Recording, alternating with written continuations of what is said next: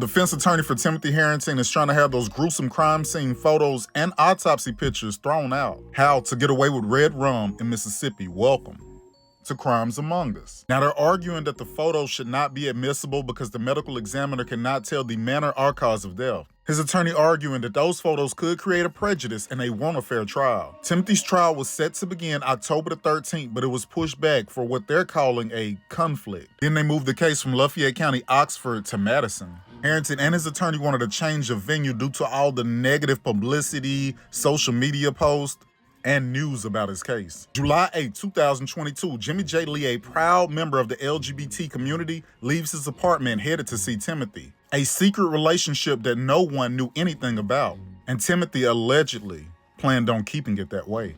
On the night it happened, Jaylee's mom was in Biloxi celebrating her birthday. She talked to her son every single day through text messages and phone calls. After only one text from him, she calls, but he doesn't answer the phone. She knows immediately that something is wrong. She drives straight from Biloxi to Oxford. When she arrives, she goes to his apartment. His dog is there, but he's nowhere to be found. It was then announced to the public that he was missing. Jaylee would visit Timothy twice that morning, the first time ending in an argument. Jay left, but after 2 hours, he would be lured back, shown by the messages that Timothy wrote of what actual acts he wanted to perform on Jay.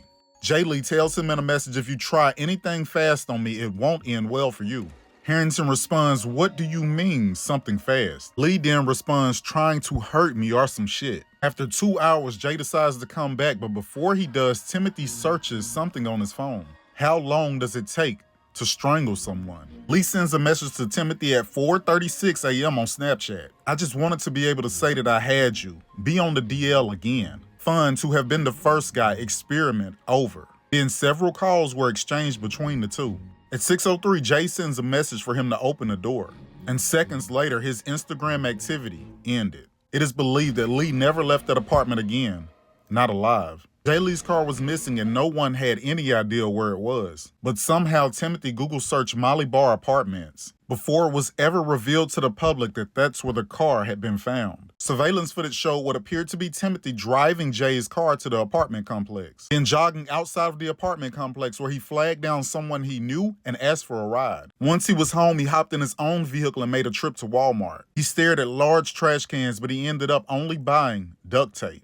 Hopped in his box truck that was used for his moving company, drove it to his hometown of Grenada, stopped at his parents' house on video, where he would grab a shovel and a wheelbarrow. When Harrington was brought into custody, they asked him a question. "What do you think happened to Jaylee?" Investigators say that his response was, well, he could have went and had casual XES with somebody and then they kidnapped him. Investigators believing that in that moment, he was describing what he had did. Harrington would go to trial, but all of the evidence was circumstantial. His apartment was crystal clean, but it took investigators weeks to even search it. Only one of the 12 jurors refused to believe that he was guilty, and his case was declared a mistrial. Less than 2 months later, on the last day of hunting season, 2 years after Lee had disappeared, a group of hunters discovers Lee's corpse, less than 30 minutes from Timothy's home, located in a rural spot used for the illegal dumping of trash, missing fingers and toes that had been taken by animals. Retrial date has now been set for December the 1st. Justice for Jaylee.